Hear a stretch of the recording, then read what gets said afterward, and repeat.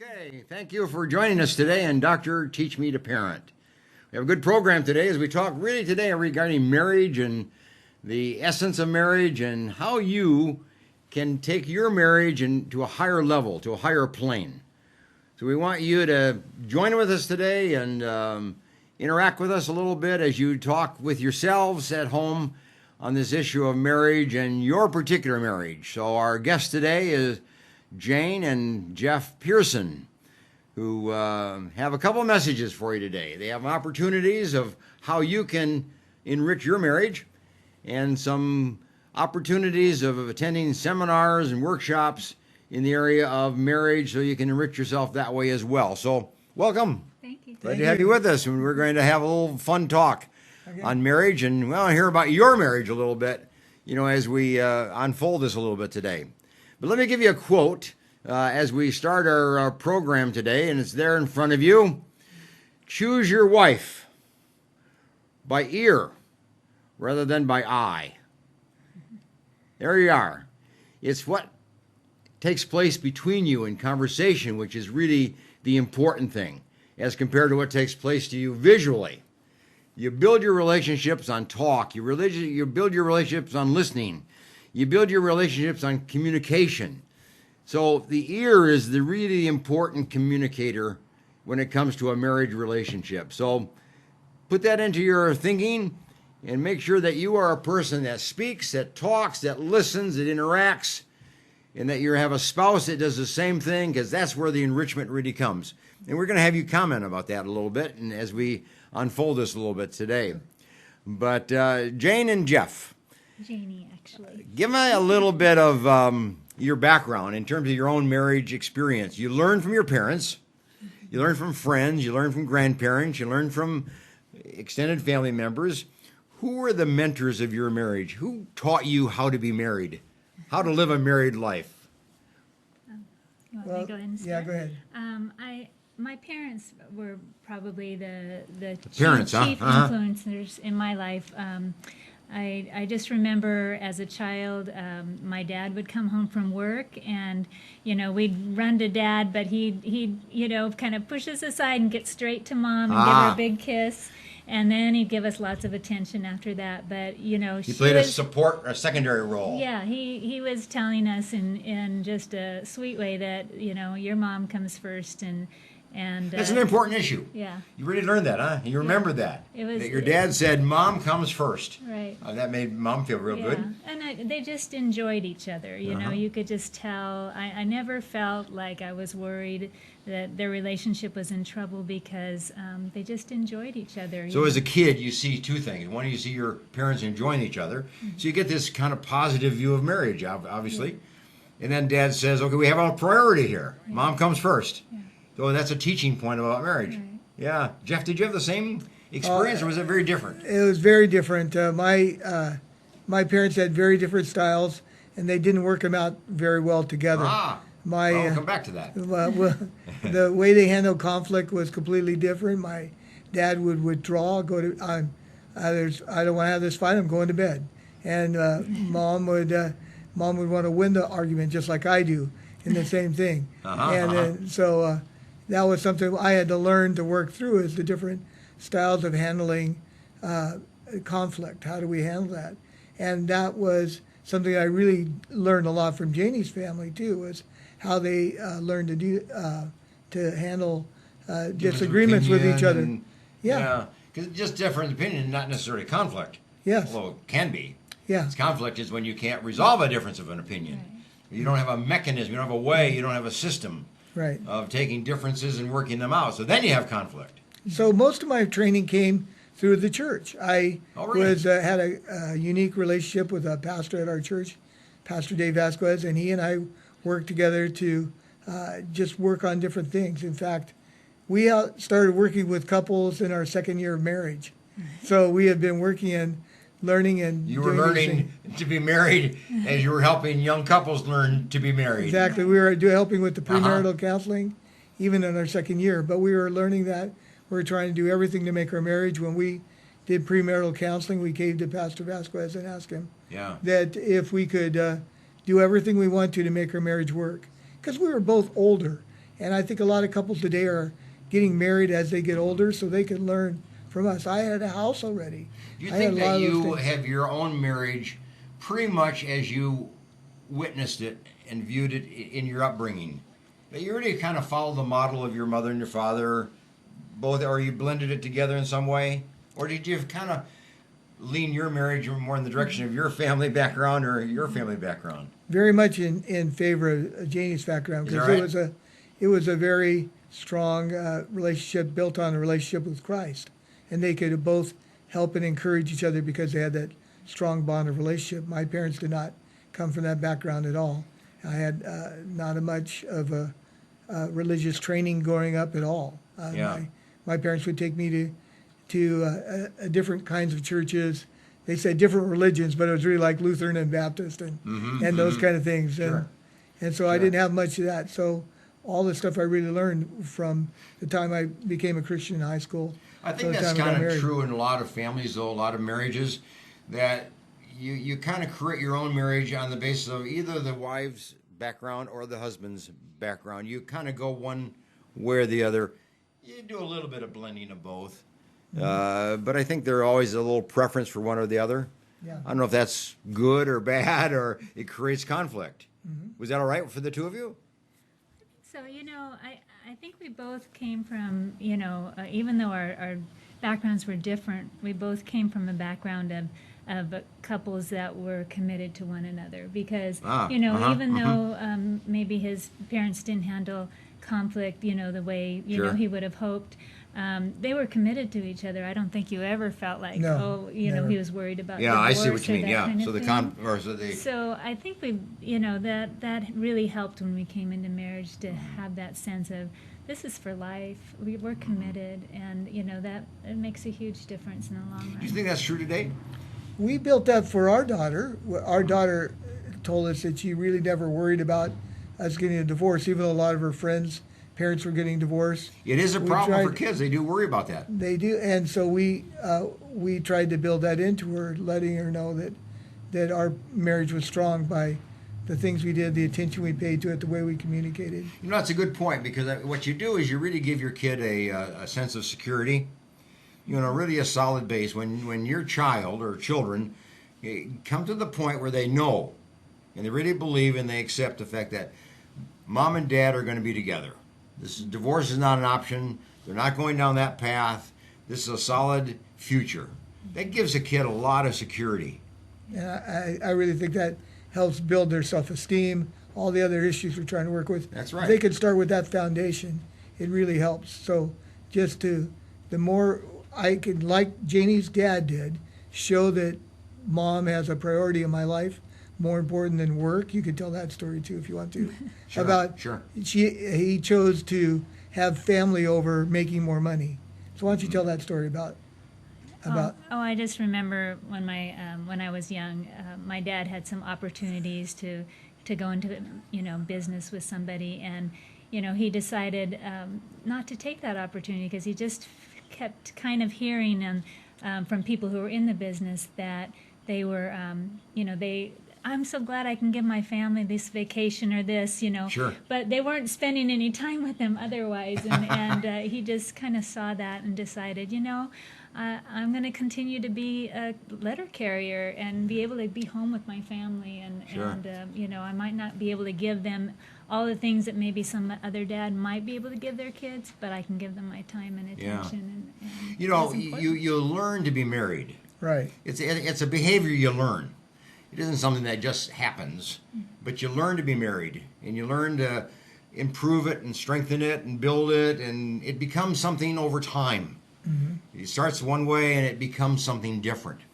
And in that process of learning to be married, you learn from other people, like you have from your parents, from your background. Was there a couple somewhere in your life, some friends or friends of your family or people that you knew that were examples to you about marriage, but not your family, just somebody outside your family?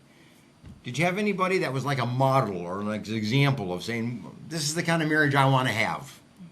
Well, two things. One, we did have Pastor Vasquez, who spent a lot of time with us as a couple and helped us to think through these kind of issues. but we also had a community of friends who all had strong marriages.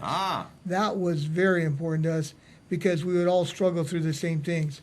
We all were the same age and all being married at the same time, and we struggled through our first child, our first house, conflicts we had, different ones like that, and we worked through those things together. We were encouraging each other, and we could watch each other's marriages as they struggled and talk about that, and as they worked through it, and the excitement it was when they worked through those things. It was great to be able to have that community also. Did you do that yourself, or did you do that as a couple? As a couple. As a couple, you did that. Yeah. We had couples of friends. Janie had a hard time keeping some of her single friends after we got married, but most couples tend to have their couples as friends.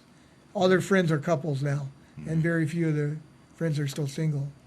Yeah, and I think too, being part of a church community, you see older couples that you want to model your relationship after. Yeah, I can just think of many offhand that I just saw. Wow, I just love the way they do that, or you just get ideas. It isn't always from just them. one person, but No, maybe there are many. Right. For this you notice that, or that you notice, and you kind of blend it all together. Yeah. I get to greet on Sunday mornings, and I always get excited when I see older couples come walking, holding hands as they walk into church, and that always excites me. And I want to tell them that I'm so excited to see you guys holding hands as you walk here, because it's just an encouragement to take my wife's hand a few more times and put my arm around her a few more times. I think you said something very important, because I think most couples do watch other couples and learn small things, but they are important things. You learn this from that couple. You learn something else from somebody else. You learn something from somebody else. So you kind of pull that together. But I think most couples do observe and do kind of imitate and follow what other people do and enrich their own life. And that's what you've done. I mean, both of you have, starting with your own family, but I mean, beyond the family. It's And it was also good to have friends who encouraged us in our marriage. Like I had a men's accountability group, and they would hold me accountable for how I'm treating my wife, as well as other issues of accountability. And Janie's had a group of ladies who encourage each other as their marriage too. A lot of those came from that class, but again, we've had people who are helping us to be strong in our marriage. Sure. And so those were good things to help build us. Well, let me ask you a couple of questions here in terms of where we go with this today. The thing that would be the important thing that you'd want to tell a young couple. Now think about a young couple. We're going to come at another question about an older couple, but a younger couple, starting out in the marriage, first couple of years, what's the one thing that you really want them to know from your experience and from your background and your marriage? What's the one thing that you would do? Now, you probably have 3 or 4 or 5 things. I have 20. What's the one thing that you really want to drive in and say, this is important? The big thing I try to do is talk to them about develop disciplines in their life. And discipline in their life. Right. And the disciplines that we talk about are couple prayer. Every night before you go to bed, pray with each other. And we found that has great benefits. Not only your spouse gets you hear you pray for them, but also it's really hard to be angry when you're praying with your spouse, praying to God with your spouse. So I see. It's a great way to not let the sun go down on your anger, is pray for each other. Also, a weekly discipline of having a date night or something like that where you can. Dates can get real expensive, so it can just be a walk together or something like that where you just have time to hold hands and just enjoy each other's company and not worry about the to-do list and all the other things going on. But when you use the word discipline, then you're kind of referring it to some kind of a routine. Routine, to some be kind of a structure intentional. that you do it regularly. Yeah, you have to be intentional about it. Otherwise, if it isn't a discipline, if it isn't something you're intentionally doing, then it just doesn't happen because life is busy. I've heard many people say, "No, I can't do it Thursday night because that's the night I spend with my wife," and I think that's the kind of thing you have to do: put it on your calendar and say, "Nope, can't do it that night. I already have an appointment. I can't do it that night. I have an appointment." The tendency is to just kind of go with the flow. whoever is asking for something, you do that, or whatever the opportunity, you do that, and whatever the invitations are, you do that. But you're saying, no, you have to kind of be intentional. You have to be regular. You have to be routine. You have to do the things that are important to you and do them on some kind of a disciplinary manner, is what you're saying. Yeah. Very important, you say. And monthly, I think you should get together. We got paid once a month, so it's easier for us to do this. Yeah. To sit down and talk about budget and plan for the future and those kind of things. Same idea. And then yearly, we talk to couples about having something to build your marriage. A weekend away, a weekend retreat. Maybe you can't afford that. You could just go to a hotel. If you can't afford that, just a weekend where you get rid of the kids and you just spend your relationship with each other. Well, that's an interesting point, though, in terms of, what things cost. And if you're on a short budget, there are things you just cannot do, but there are things you can do. Have you been creative in trying to find things to do? You call it a date night. But have you been creative in trying to find things to do that really don't cost very much or don't cost anything at all? Yeah, we've done picnics where we, just take just whatever, the two of you. Peanut butter and jelly or whatever we got. Just the two of you. Yeah, just go somewhere, a local park that you don't have to pay to get into, just the corner park, and just sit there and eat a picnic. Or just, sometimes we just would take a walk. Like I said, we would just take a walk around the block together. Then if we wanted to, we'd just make it a longer walk and like that to try to just spend some time together. So that was all important to us. What was important to you, Jane, in terms of those kind of activities of non-cost togetherness?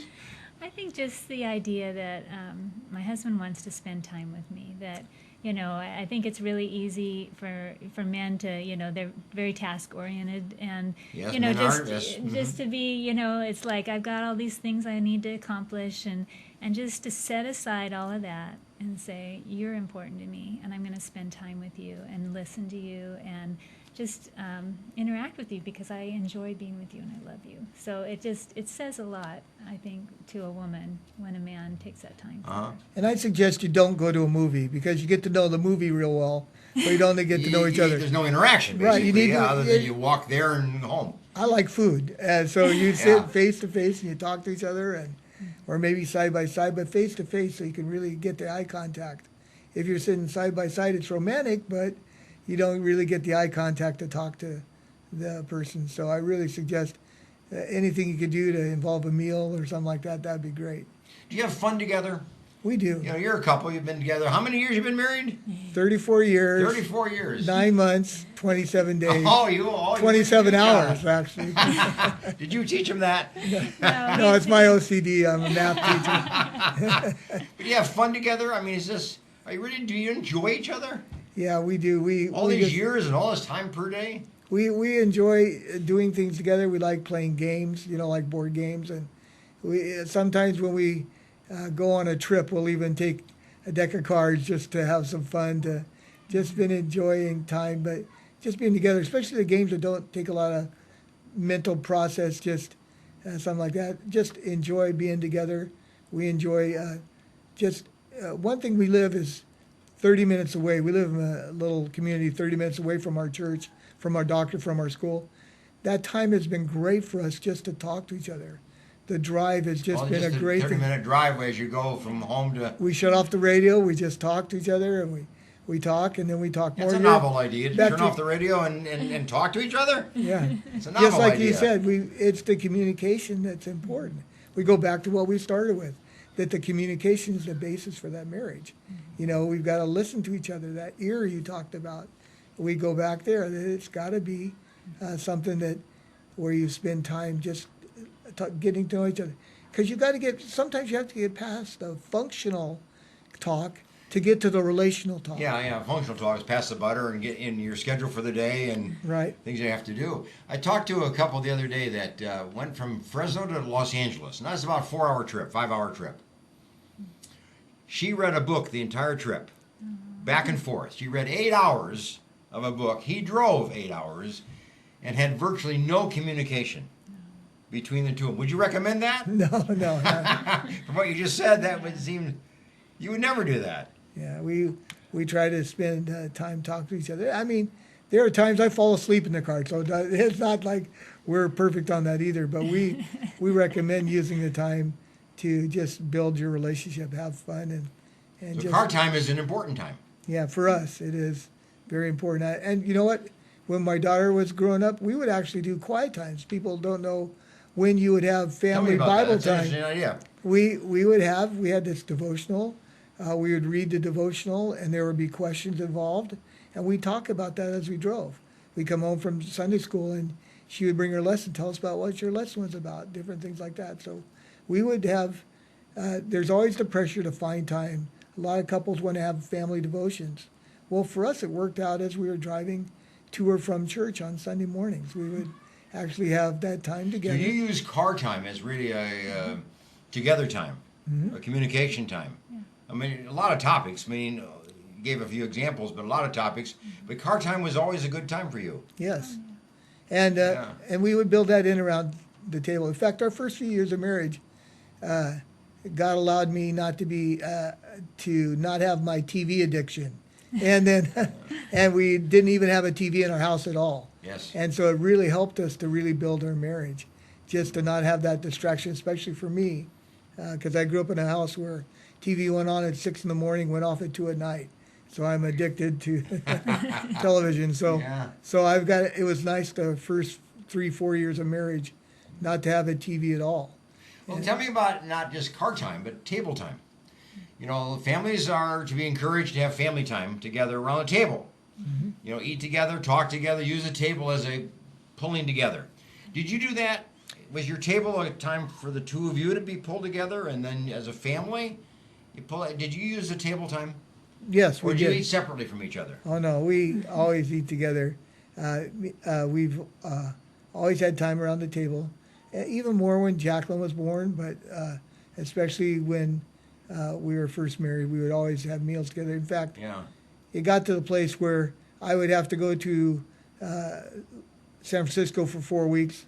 Well, Janie would come with me, so and she was with me for all that time. Even though I was in a conference all day, she came so that we could have our nights and meals and those kind of things together. We just wanted to spend that time with us. So table time was important. Yeah. Did you grow up that way too? As a child, or was a table important to your family? Oh yeah, I have just wonderful memories of my family around the table, just laughing and talking, and just, my dad and my brother were always so humorous, and they were. So you carry the jokers table with you by your memory, huh? Yeah. Oh yeah. I just, I can just visualize them, and it was wonderful. I enjoyed Same with that. me. I have 3 brothers, and so mom and dad and 4 boys around the table. There was food going everywhere, but we always joke about there were 2 kind of eaters, the quick and hungry. But it was still something that we would just have time to just build and talk to each other. And Would you add that to your discipline?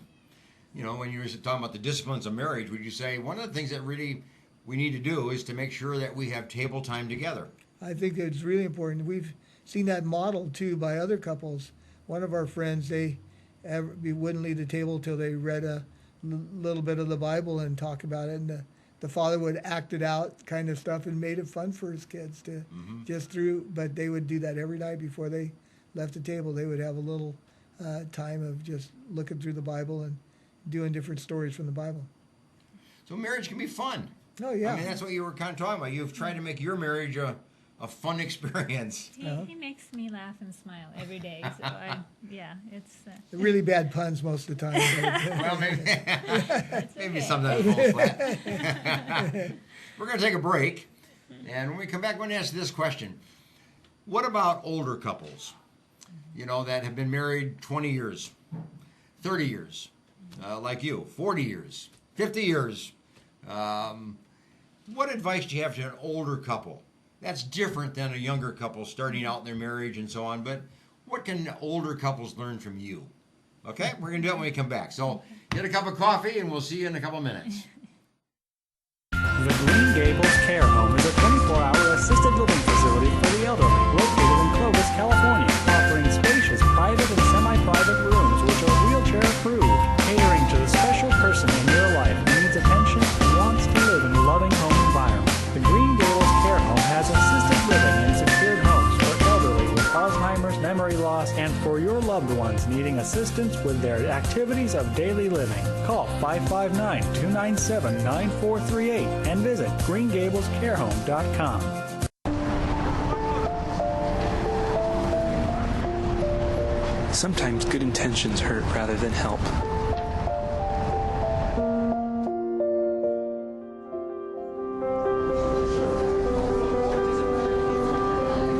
For just $1.76 per meal, the Fresno Rescue Mission offers more than food. We offer hope. Please donate today. Do you need a locksmith? Layman's Lock and Safe Service and Repair is available for you. 559-228-1805. Gained a lot, learned a lot, and got a lot of love. If it weren't for the knowledge that I had gained from the classes at PCC, I probably wouldn't be the mom I am today. See, there it goes. I would love you to meet my son, Aaron. My situation was very difficult. I didn't know how my life was going to turn out. We graduated in June 2010 and we got married in July. And through family, the Pregnancy Care Center changed our lives. The Pregnancy Care Center was a huge, vital part in helping me walk through that pregnancy, in educating me and loving on me during that time.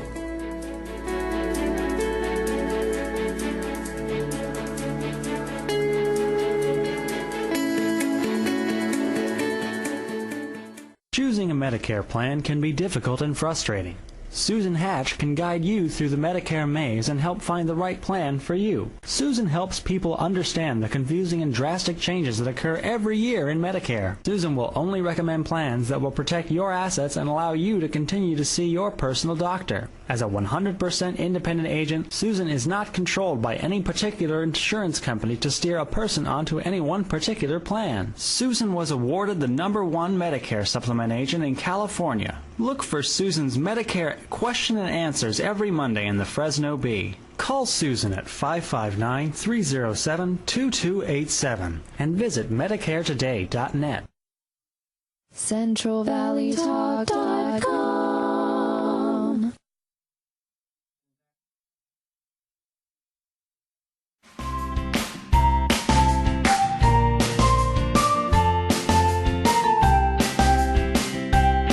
Welcome back, and hope you got your cup of coffee. And now let's pick up our discussion with Jane and Jeff Pearson as we talk about marriage and how you can make your marriage a stronger one based on how they've made their marriage a strong marriage and the people you've learned from and what you've done yourselves to enrich your marriage.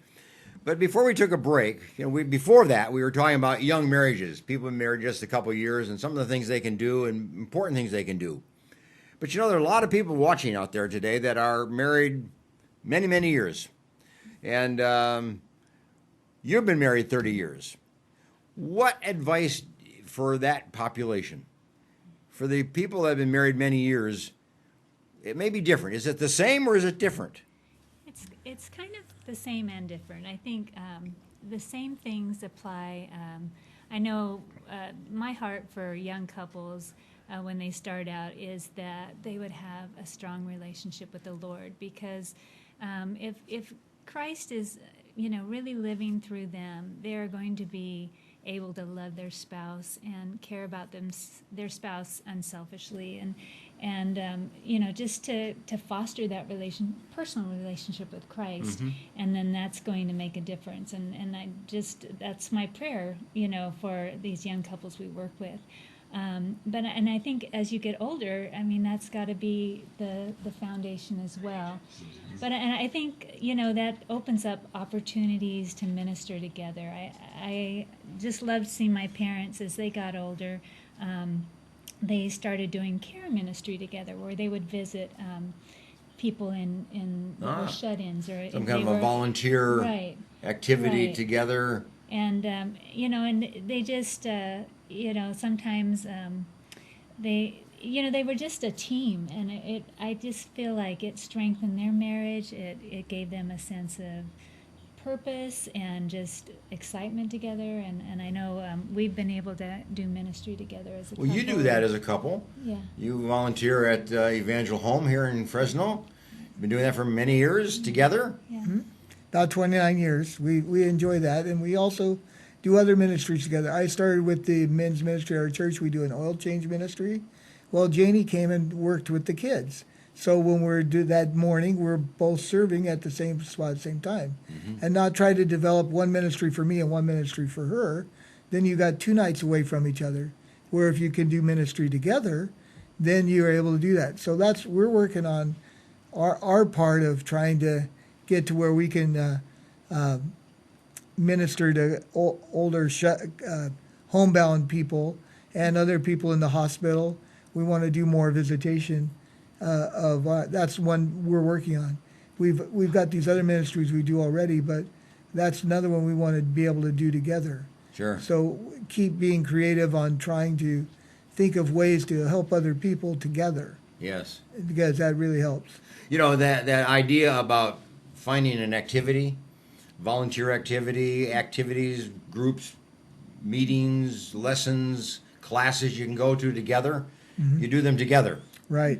And we teach the class. And you made that a practice. Right.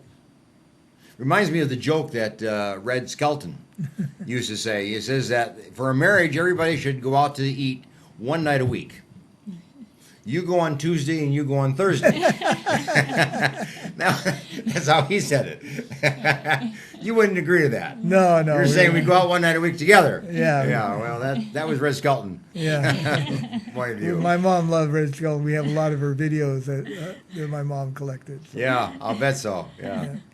So, yeah, I grew up with him. But, you know, we just enjoy ministering to couples, too. And we found that as we tried to mentor young couples, it really built our marriage more than anything else.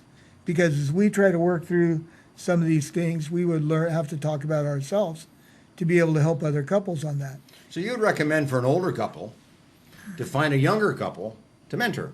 And we're always recruiting, and the young couples are looking for that, and the older couples are looking for ways to minister, and we would think that would just be the thing. We just haven't been able to be very good matchmakers yet. We've got some good couples, and we've tried to do that, but we want to continue to work that to bring some couples together to really help with mentoring. You mentioned earlier to me that the two of you have attended weekend seminars for marriages. And there are many of those that are offered, you know, in a community or in the area in which you live, I'm sure. Have you found those helpful? Very helpful. We really have a chance to renew our vows, renew our commitments to each other, look for areas where it's right now needs to improve, and find others that we're encouraged because we're doing quite well in. So it really can be encouraging things and give you little ideas of what you could do to make it better. But we've been to these conferences where people had already signed a divorce paper, and they went to the conference, and then now they're going to get to work on their marriage and try to get it back together. So these conferences can be amazing, help people at any stage, whether you're doing great, you're kind of in an isolated period where you're all separated from each other, you're just two Christians living in a home, but it's not a Christian home because you're just two independent people instead of being one family. And then other couples who are about ready to get a divorce. These kind of retreats can really help couples get stronger and help each other. And really that kind of first commitment to work on the long process of getting that marriage better. And it's a time set apart where you can spend, great conversation with each other about your relationship. A lot of times it's guided. They give you some activities you can do, and it's also a real safe place to bring up those things that maybe you've been stewing over, but you haven't really wanted to touch that bear, And or you can only talk about it in a safe place with other people present. But it gives you an opportunity to bring up those things, knowing that your spouse is going to be a little more open to hearing about it in that environment. And so I think it's great, and we just always come away so encouraged. So you're kind of an advocate for kind of a weekend seminar. But how does a person find that? I mean, how do you know that seminars are available and where you live in the area. How do you find that out? Well, one we've really enjoyed is called Weekend to Remember. It's through Weekend to Remember. Weekend to Remember. It's through Family Life, and it's a division of Cru, Campus Crusade for Christ, and they have this ministry. They have a radio program every day, but one of their main things is a Weekend to Remember. We have our little booklets here that we brought from our Weekend to Remember, and just some of the things we do there are the schedule is. So this is a little booklet that you work on while you're there. While you're there, and then you have things to do. Different sessions. I've got the schedule here where you've got why marriages fail, can we talk, unlocking the mystery of marriage, from how to wow, what every marriage needs. We fight too. Everybody fights, you know. You and worked on woman this. to woman and like that. You've done some real work on that. Yeah, and it's really a great thing. In fact, we have one that we've been recommending coming up at Monterey on November 11th. But there are also like 13 other ones in California during this year.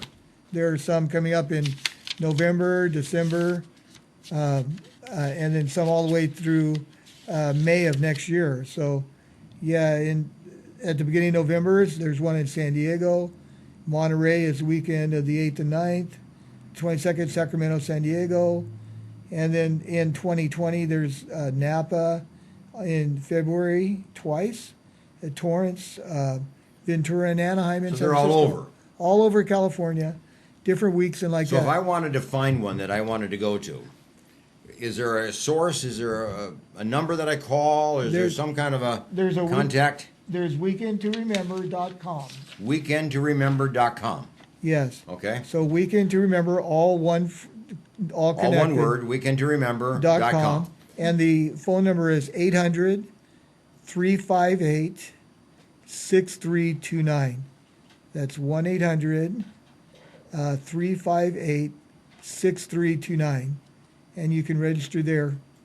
This is the one for the Monterey one that we created for our... But if I wanted to go somewhere else in Monterey at a different time, that's the place I would contact. Right, go there and then they would tell me that I could go to San Diego in January or whatever. Right, it has all the information, has little videos about people, their responses there, and why you should go and those kind of things. That was my question. Why should a person go to a weekend workshop?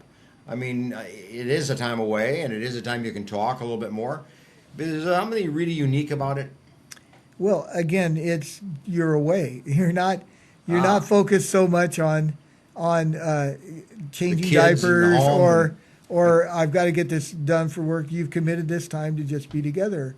You can shut off your phone. You do those things, and you turn on once in a while to see how your family's doing, but you just commit that time to each other, and it really lets your spouse know, I'm committed to this relationship. Mm-hmm. I want to make it work. I want to try.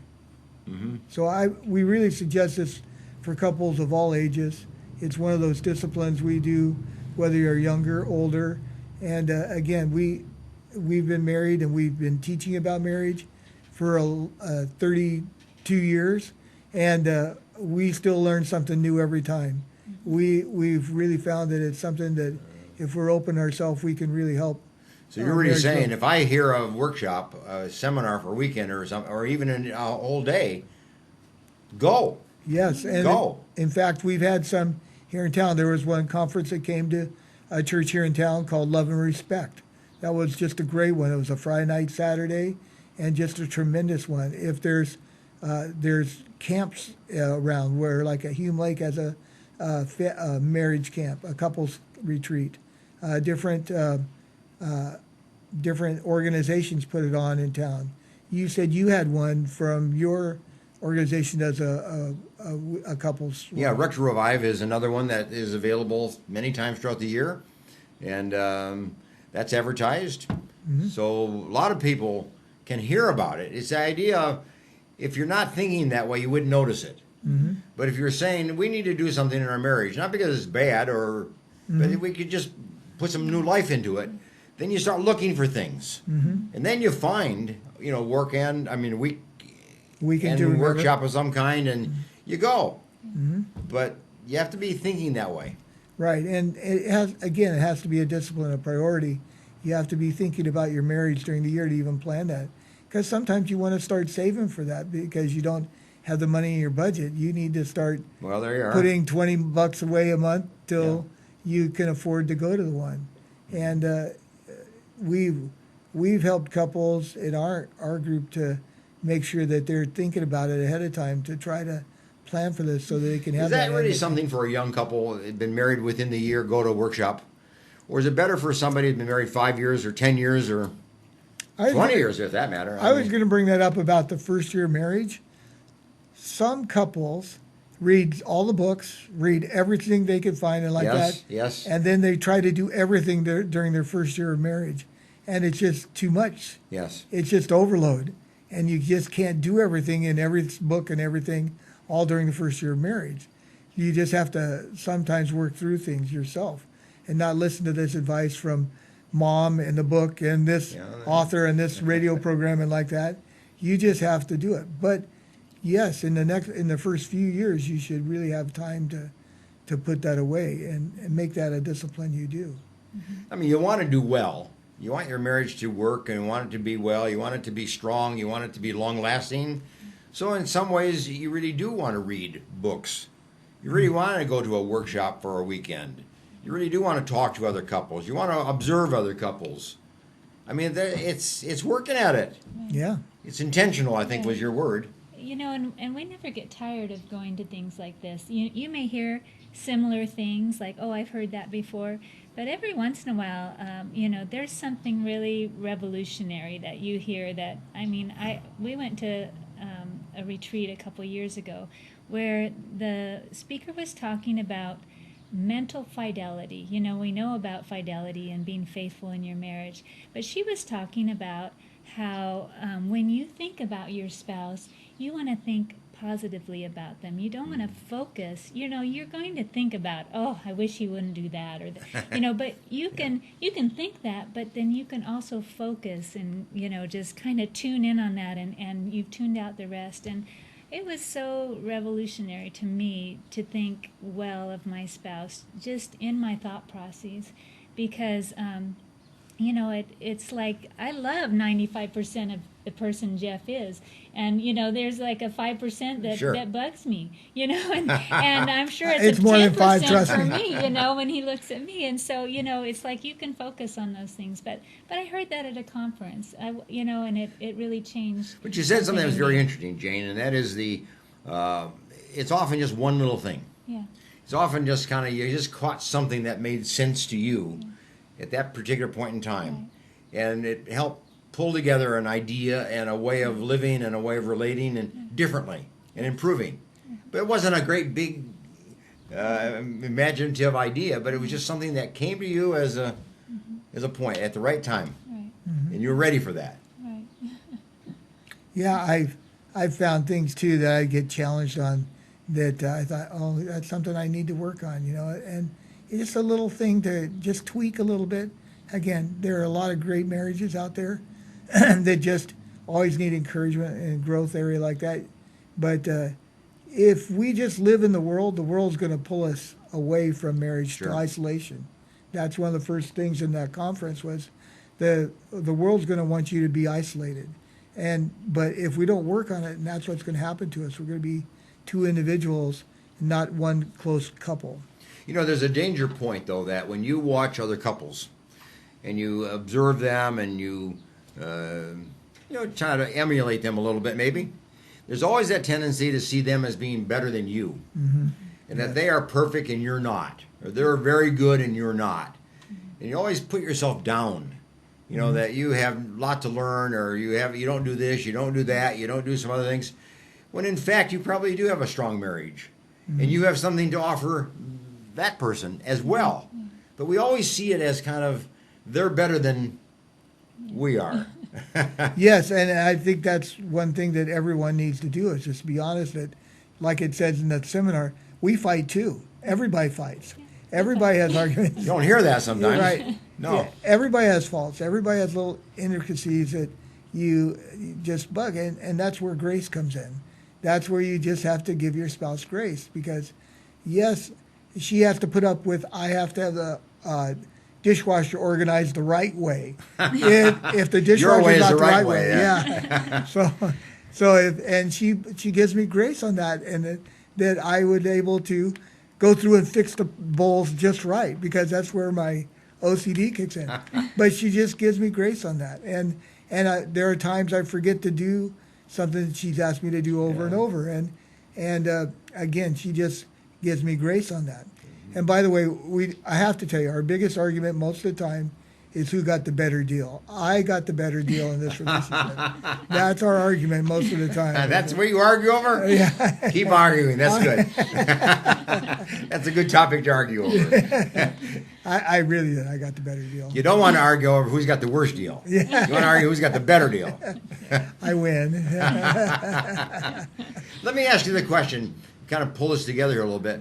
What are some of the things now that you really want the couples that are watching this to know, or to practice, or to try to bring into their marriage? Are there 2, 3, 4 things that the two of you would like to just advise other couples? You said a lot of stuff today, a lot of good stuff today. Yeah. But how would you kind of summarize a couple main points that you really want people to know? I like the quote that I first heard from a guy named Norm Wright, that marriage is a unconditional commitment to an imperfect person, and that we have to know that we're going to be unconditional with each other. Unconditional commitment. I'm committed to her no matter what, and she's committed to me no matter what, and I know that she's not perfect. So an unconditional commitment to an imperfect person, and I think Janie believes the same for me. So that's one thing, is knowing she knows, and that gives her confidence that I'm committed to her no matter what. And I know that she's not perfect, and she knows that I'm not perfect, and that we're going to give each other grace on that. So is that to be committed? Be committed and realize that there's imperfection. Not try to make her into the person I want her to be. Just realize that I have flaws, and that Janie's going to accept those flaws. And there are things that I will work on, and there are things that I know I need to continue to work on, but that's going to be something that she prays for me about and helps me to grow through that. Well said. And there are other times that she needs to confront me with things that are wrong. Mm-hmm. So she does that too. That's good. Jane, what would you say? Our theme verse in our wedding was from Philippians 2, and it's talking about really serving one another and putting the other person first. And I really think that's key. Something you really want in your marriage is to serve one another, and to try to put the other person first, because that's not natural for any of us. Mm-hmm. We want our own needs met, and that's our natural bent. But if we are intentional about really putting the other person first, trying to meet their needs, and having kind of that commitment together to be doing that, sure, it makes a huge difference. Uh-huh.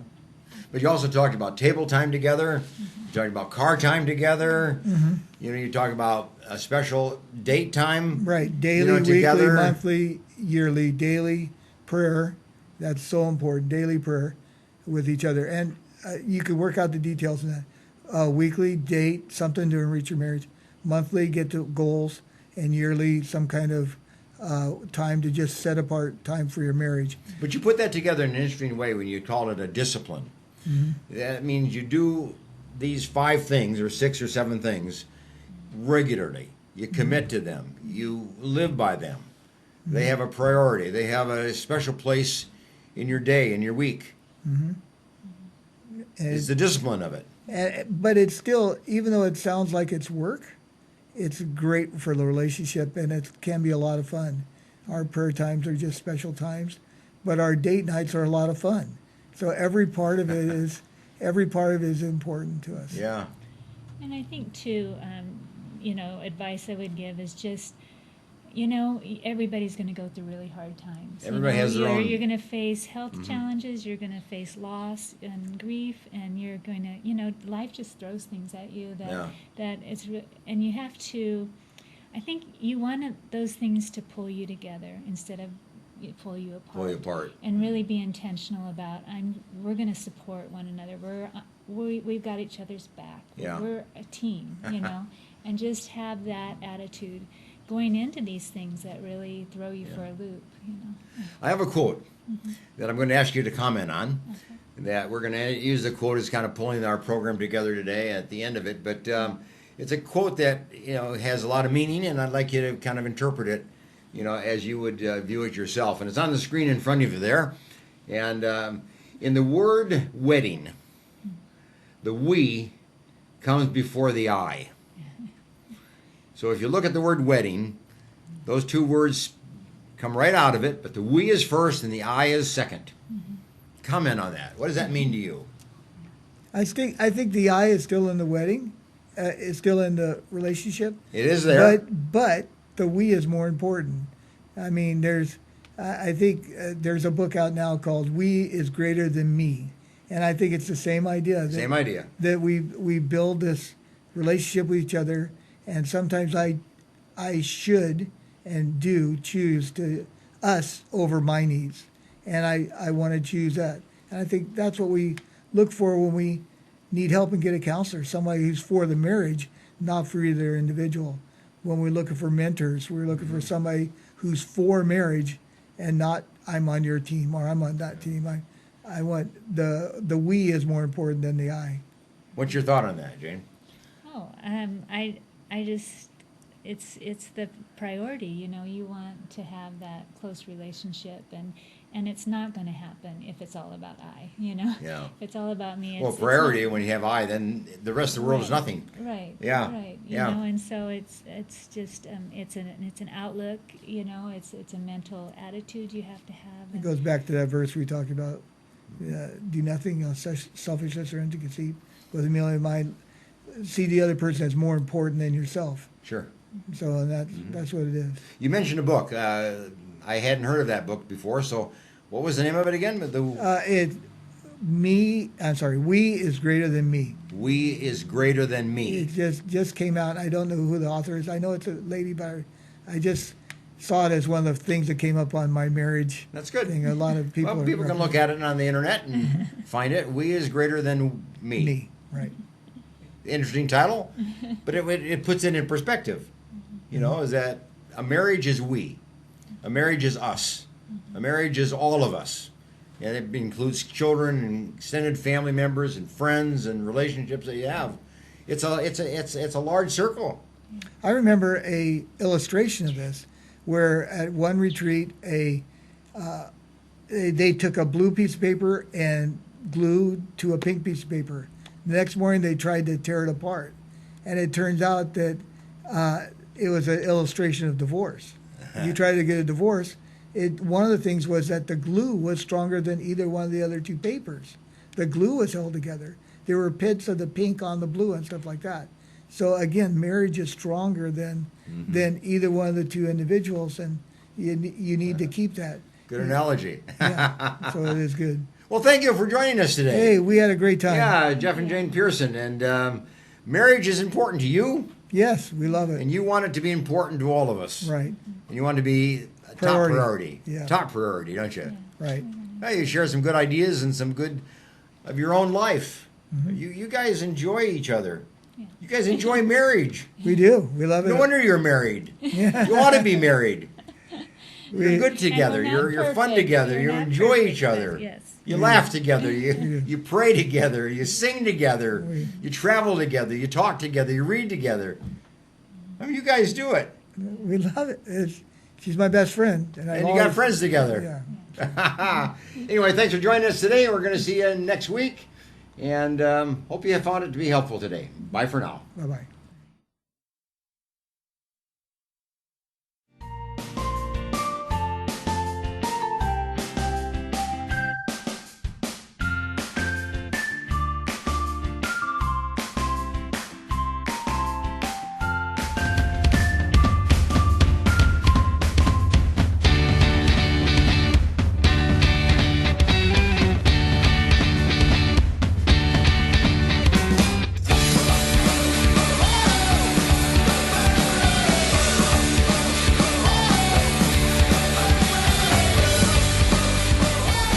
When I set foot on the campus to come visit it, I was struck by how open and how welcoming the students and the professors were. Coming to Gordon was like coming home. I think intentional community is what Jesus modeled with his disciples, and Gordon has really fostered a good place for intentional community to happen. Gordon is a place where you can meet people from all over the world and hear their stories. I meet a lot of different people who are shaping who I am today. Gordon seeks to graduate men and women of character and of leadership, and the world is the place where Gordon students belong. Choosing to go to Gordon was, I think, one of the best decisions I've made in my life. I expect to be changed.